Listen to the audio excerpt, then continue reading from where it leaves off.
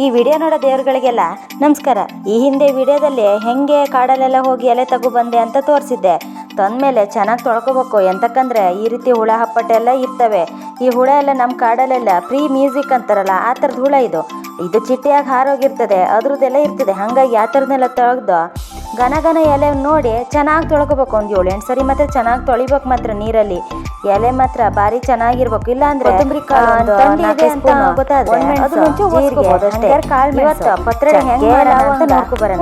ಒಂದ್ ಸ್ವಲ್ಪ ಬೆಳ್ಳುಳ್ಳಿ ಹಾಕ್ರೆ ಆಗ್ತದೆ ಅನ್ನಿ. ಆಮೇಲೆ ಇದಕ್ಕೆ ಉದ್ದುಂಚು ಜಾಸ್ತಿ ಬೇಕು.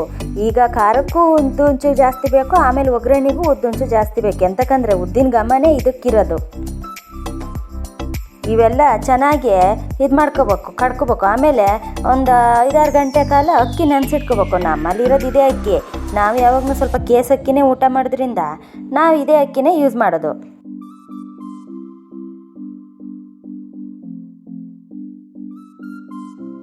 ಮಸಾಲೆ ಎಲ್ಲ ಒಂಚೂರು ಎಣ್ಣೆ ಹಾಕಿ ಒಂಚೂರು ಕೆಂಪಾಗ ಹುರ್ಕೋಬೇಕು. ಆ ವಿಡಿಯೋ ಇದರಲ್ಲಿ ಇಲ್ಲ, ಅದು ಎತ್ಲ ಹೋಗಿತ್ತಂತಾನೆ ಗೊತ್ತಿಲ್ಲ.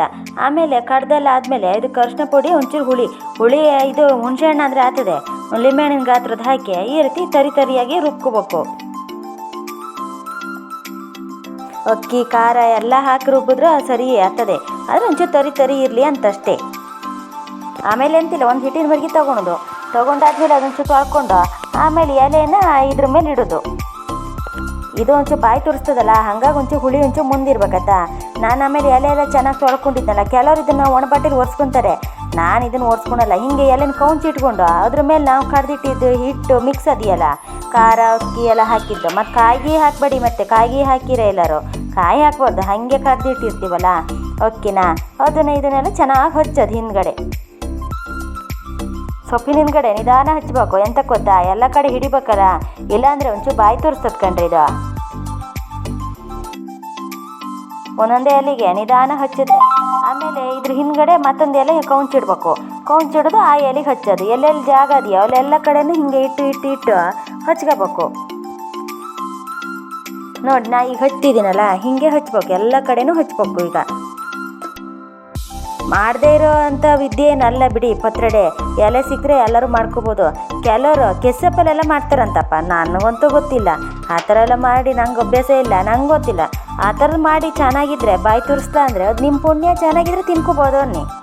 ನಾವು ಸಣ್ಣರಿರಾಗೆಲ್ಲ ಪತ್ರೊಡೆ ಮಾಡ್ತಾರೆ ಅಂದರೆ ಇವು ರಾತ್ರಿ ಮಾಡೋದು ಬೆಳಿಗ್ಗೆಗೆ ತಿಂಡಿಗೆ ಆಗ್ತದಲ್ಲ, ಅದಕ್ಕೆ ಹೇಳಿ ರಾತ್ರಿ ಮಾಡೋದು. ನಾವೆಲ್ಲ ಎಲೆ ತೊಳಿದೇನು, ಎಲೆ ಹಚ್ಕೊಡೋದೇನು, ಎಲೆ ಓಡಿಸ್ಕೊಡೋದೇನು, ಈ ಥರ ಎಲ್ಲ ಕೆಲಸ ಮಾಡ್ತೀವಿ. ಇವಾಗಿನ ಹುಡುಗರ ಬಾರೆ ಒಂಚೂರು ಅಂದರೆ ತಾಯಿ ನಂಗಾಗೋದಿಲ್ಲ ಅಂತವೆ. ಅವಾಗೆಲ್ಲ ಪತ್ರೊಡೆ ಮಾಡೋದು, ಅಡುಗೆ ಮಾಡೋದು, ಚಕ್ಲಿ ನಿಪ್ಪಟ್ಟು ಮಾಡೋದೆಲ್ಲ ರಾತ್ರಿನೇ ಆಗಿರ್ತದೆ. ಎಂತ ಗೊತ್ತಾ, ಬೆಳಿಗ್ಗೆ ಎಲ್ಲ ಅಲ್ಲಿ ಇಲ್ಲಿ ಕೆಲಸಕ್ಕೆಲ್ಲ ಹೋಗ್ತಿದ್ರಲ್ಲ ಅಜ್ಜಿಯರೆಲ್ಲ, ರಾತ್ರಿ ಆದರೆ ಒಂಥರ ಒಂದು ಗಳಿಗೆ ಪುರ್ಸೊತ್ತಲ್ಲಿ ಇರ್ತದೆ. ಈ ಚಳಿ ಮಳೆಗಾಲದಲ್ಲೆಲ್ಲ ಒಲೆ ಹತ್ರ ಕುತ್ಕೊಂಡು ಕೆಲಸ ಮಾಡೋಕ್ಕೂ ಖುಷಿ ಆಗ್ತದೆ ಅಂತ. ಹಿಂಗೆಲ್ಲ ಆದಮೇಲೆ ಅದನ್ನು ಸುಳ್ಳೆ ಸುತ್ತಬೇಕು, ನೀಟಾಗಿ ಸುತ್ತಬೇಕು. ಸರ್ಗೋಲಲ್ಲಿ ಬೇಯಿಸೋದಲ್ಲ, ಹಾಗಾಗಿ ನೀಟಾಗಿ ಸುತ್ಕೋಬೇಕು. ಸುತ್ತಾದ್ಮೇಲೆ ನೀಟಾಗಿ ಗಟ್ಟಿ ಸುತ್ತಬೇಕು, ಬಿಟ್ಟೋಗ್ತದೆ ಅಂತ ಅಷ್ಟೇ, ಮತ್ತೆ ಅಂತದಲ್ಲ. ಕೆಲವರು ಹಿಂಗೆ ಸುತ್ತಿತೇ ಇದ್ರೂ ಆಗ್ತದೆ. ಕೆಲವರು ಎಂತ ಮಾಡ್ತಾರೆ ಅಂತ ಗೊತ್ತಾ, ಈ ಸೊಪ್ಪು ಅದೆಯಲ್ಲ, ಸೊಪ್ಪನ್ನ ಕೆಸೊಪ್ಪು ಕೊಟ್ಟಂಗೆ ಸಣ್ಣ ಕೊಚ್ತಾರೆ. ಕೆಸೊಪ್ಪಂದ್ರೆ ಅರ್ಥ ಆಗ್ತದೆ ಇಲ್ಲ ಮರ. ಪೇಟೆ ಸೈಡ್ ಪಾಲಕ್ ಸೊಪ್ಪು, ಹೊರವೆ ಸೊಪ್ಪೆಲ್ಲ ಕೊಚ್ತಿರಲ್ಲ, ಸಣ್ಣಕ್ಕೆ ಕೊಚ್ಚೋದು ಈ ಹಿಟ್ಟಿಗೆ ಹಾಕೋದು. ಹಾಕಿ ತಿರ್ಸಿ ಇಡ್ಲಿ ಸಟ್ಟಲ್ಲಿ ಬೇಯಿಗೆ ಇಡೋದು. ಆದರೆ ನಮ್ಮ ಕಡೆ ಎಲ್ಲ ನಾವು ಹಿಂಗೆ ಎಲೆ ಹಚ್ಚೆ ಆಮೇಲೆ ಹಿಂಗೆ ರೋಲ್ ಥರ ಮಾಡಿ ಉಂಡೆ ಕೊಟ್ಟು ಆಮೇಲೆ ಇದ್ರಲ್ಲಿ ಬೇಯಿಸೋದು ಸರ್ಗೋಲಲ್ಲಿ. ಹಾಗೆಲ್ಲ ಕೊಚ್ಚೆಲ್ಲ ಮಾಡಿದ್ರೆ ಅಷ್ಟಾಗಿ ಸರಿ ಕಾಣಿಸಲ್ಲ ಅಂತ. ಮತ್ತೆ ಎಂಥದ್ದು ಇಲ್ಲ, ಯಾವ್ದು ತಿಂದರೂ ಇದೇ ಪತ್ರೊಡೆನೇ ಆಗೋದು. ಆದರೆ ಎಂತ ಮಾಡೋಣ, ನಮಗೆ ಆವಾಗಿಂದ ಇದೇ ಥರ ಅಲ್ಲ ಅಭ್ಯಾಸ, ಹಂಗಾಗಿ ಇದೇ ಥರನೇ ಮಾಡೋದು. ಒಂದ್ರ ಮೇಲೆ ಒಂದು ಎಲೆ ಇಟ್ಟ ಜೋಪಾನ. ಎಂತ ಗೊತ್ತಾ, ಈಚೆಗೆಲ್ಲ ಹೊರದೋದು ಎಲ್ಲ ಇದ್ರೆ ಕಷ್ಟ. ಹಾಗಾಗಿ ಭಾರಿ ದಪ್ಪ ಇಡಬಾರ್ದು. ಅದು ಒಂದು ಈ ಕಡೆ ತಿರ್ಸಿಟ್ರೆ ಒಂದು ಆ ಕಡೆ ತಿರ್ಸಿಟ್ಕೊಂಡು ನೀಟಾಗಿ ಹಚ್ಕೋಬೇಕು. ಆಮೇಲೆ ಆ ಹಿಟ್ಟಿಗೆ ಉಪ್ಪು ಸೇರಿಸ್ಕೋಬೇಕು. ಮತ್ತು ಅದು ಇದು ಹೇಳ ಅನ್ಬೇಡಿ, ಉಪ್ಪೆಲ್ಲ ಸೇರಿಸ್ಕೋಬೇಕು. ಎಂತಕ್ಕಂದ್ರೆ ಎಲೆಗೆಲ್ಲ ಹಿಡಿಬೇಕಲ್ಲ, ಹಾಗಾಗಿ ಆ ಹಿಟ್ಟಿಗೆ ಮೊದಲೇ ಉಪ್ಪೆಲ್ಲ ಸೇರಿಸ್ಕೋಬೇಕು. ಮೇಲ್ಗಡೆ ಹಿಂಗೆ ಇದು ಮಾಡಿದ್ರೆ ಸರಿ. ಇಂತೂ ಇಷ್ಟು ಕೊಟ್ಟೆ ಇದಾಗಿತ್ತು ನೋಡಿ, ಪತ್ರೊಡೆ ಆಗಿದ್ದು. ಒಲಿ ಹಾಕಿ ಮತ್ತೆ ಮುಚ್ಚಳ ಮುಚ್ಚಿ ಬೇಯ್ಕಿಟ್ಟೆ. ಸುಮಾರು ಹೊತ್ತು ಬೇಯಬೇಕು, ಗಂಟೆ ಲೆಕ್ಕ ಕೇಳಿಬಿಡಿ ಆಯಿತಾ. ಅದು ಬೇಯೋ ತನಕ ಬೇಯಿಸಿ. ಸರ್ಗೋಲಲ್ಲಿ ನೀರೆಲ್ಲರೂ ಹೊತ್ತಿಗೆ ಹೋಗ್ಯತ್ತು ಜೋಪಾನ. ನಾನೊಂದು 1 ಗಂಟೆ ಹಂಗೆ ಬೇಯಿಸಿದ್ನೇನು. ಆಮೇಲೆ ಬೇಯಿಸೆಲ್ಲ ಆದಮೇಲೆ ಬೇಯ್ಬೇಕಾದ್ರೆ ಅದು ಘಮನೇ ಇಡೀ ಮನೆ ತುಂಬ ತುಂಬಿರ್ತದೆ. ಆಮೇಲೆ ಬೆಂದೆಲ್ಲ ಆದಮೇಲೆ ನೋಡಿ ಹಿಂಗಿರ್ತದೆ.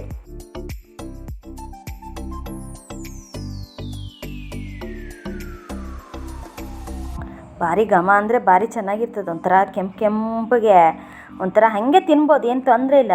ಬಾಯಿ ತೋರಿಸ್ತದೆ ಅಂತ ಅಷ್ಟು ಬಿಟ್ಟರೆ ಮತ್ತೇನಿಲ್ಲ. ಅಂದರೆ ಹುಳಿ ಹಾಕಿರ್ತೀವಲ್ಲ ಸರಿಯಾಗಿರ್ತದೆ. ಮತ್ತಿನ್ನೇನು ಮಾಡೋದಿಲ್ಲ, ಲಾಸ್ಟಿಗೆ ಮತ್ತೆ ಅದೇ ಹಿಟ್ಟಿನ ಮರ್ಗಿ ತೊಗೊಳೋದು. ಇದನ್ನು ಸಣ್ಣ ಹೆಚ್ಚೋದು. ಅದು ಕಾಯಿ ತುರಿ ಆಯ್ತಾ, ನಾ ಮೊದಲೇ ಈ ಹಿಟ್ಟಿನ ಮರ್ಗಿಲಿ ಕಾಯಿ ತುರಿದಿದ್ನಲ್ಲ, ಹಂಗೆ ಕಾಯಿ ತುರಿ ಒಂದೊಂದು ಹಿಡ್ಕೊಬಿದ್ದಾವೆ. ಮತ್ತೆ ಅಂತ ಅಂದ್ಕೋಬೇಡಿ. ಮತ್ತೆ ಹಿಂಗೆ ಹೆಚ್ಚೋದು. ಹಿಂಗೆ ಕೆಲವರೆಲ್ಲ ಹಿಂಗೆ ಹೆಚ್ಚಿ ಕಡಲೆ ಹಿಟ್ಟು ಇಲ್ಲ ರವೆ ಎಲ್ಲಾರು ಎಂಥರೆಲ್ಲಾರು ಒದ್ದಿ ಇದ್ರ ತಾವದ ಮೇಲೆ ಹಾಕಿ ಬಿಸಿ ಮಾಡ್ತಾರಂತಪ್ಪ. ಅದು ನಮಗೆ ಬರೋದಿಲ್ಲ, ಬರ್ದಿದ್ಮೇಲೆ ಹೇಳೋಕ್ಕಾಗಲ್ಲ ಅನ್ನಿ. ಹೆಚ್ಚಸತ್ತಿಗೆ ಸ್ವಲ್ಪ ನಿಧಾನ ಕೈಗೆ ಕುಯ್ಕೊಂಡಿರ. ಮತ್ತೆ ಹಿಂಗೆ ಹೆಚ್ಚಸತ್ತಿಗೆ ನಮ್ಮನೆ ಹುಡುಗರು ಒಂದೊಂದೇ ಸ್ವಲ್ಪ ತಿಂತಾ ಇತ್ತು. ಚೆನ್ನಾಗಿರ್ತದೆ, ಹಂಗೇನು ಭಾರಿ ಏನೋ ಬಾಯಿ ತುರ್ಸಲ್ಲ. ಕೆಲವೊಂದು ಏನಂದರೆ ಹುಳಿ ಇಂಚೂರು ಕಮ್ಮಿ ಹಾಕಿದ್ರೆ ಬಾಯಿ ತುರಿಸ್ತದೆ ಅಂತ ಅಷ್ಟೇ, ಮತ್ತೆಂಥದ್ದು ಅಲ್ಲ. ಚೆನ್ನಾಗೆಲ್ಲ ಹೆಚ್ಚೆಲ್ಲ ಆದಮೇಲೆ ಈ ಕಾಯಿ ತುರಿ ಆಮೇಲೆ ಉದ್ದು ಒಗ್ಗರಣೆಗೆಲ್ಲ ರೆಡಿ ಮಾಡಿ ಇಟ್ಕೋಬೇಕು. ಒಲೆ ಮೇಲೆ ಒಂದು ದಪ್ಪ ತಳದ್ದೇ ಪಾತ್ರೆ ಇಟ್ಕೋಬೇಕು.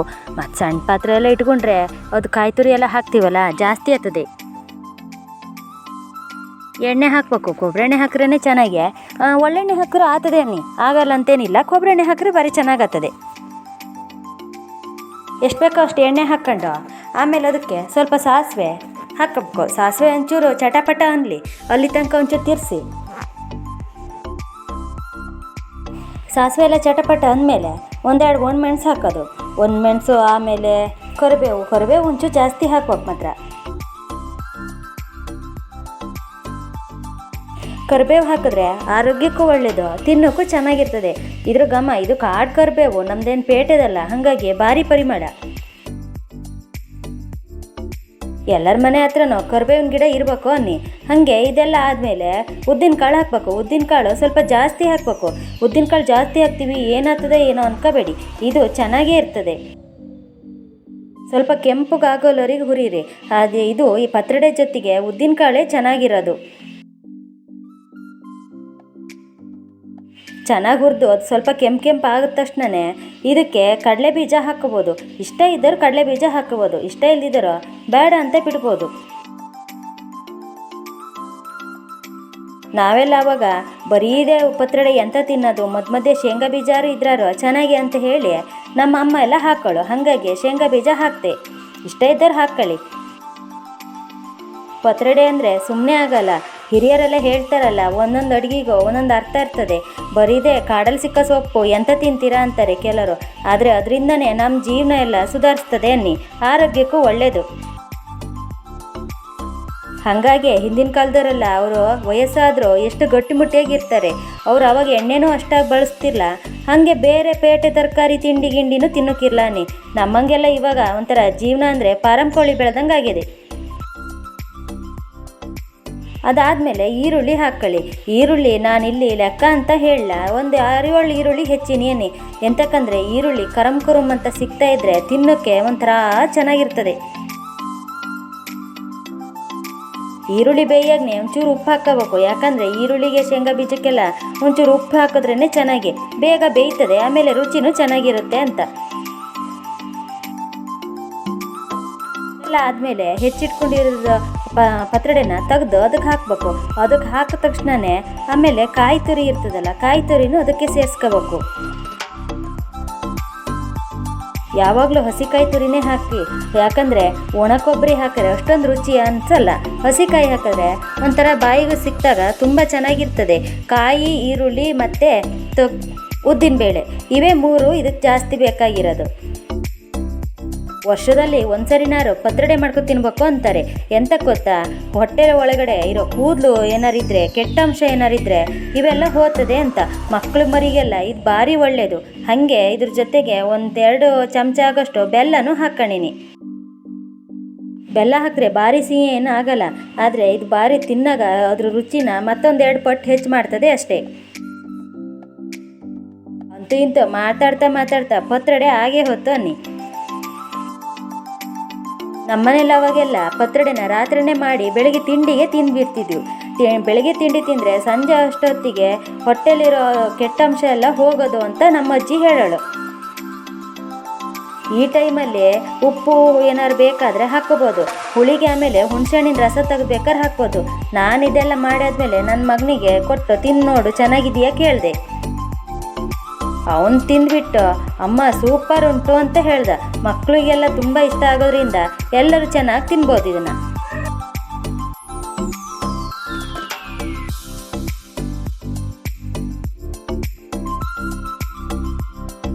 ಅಂತೂ ಇಂತೂ ಮಾಡೇ ಆಯಿತು.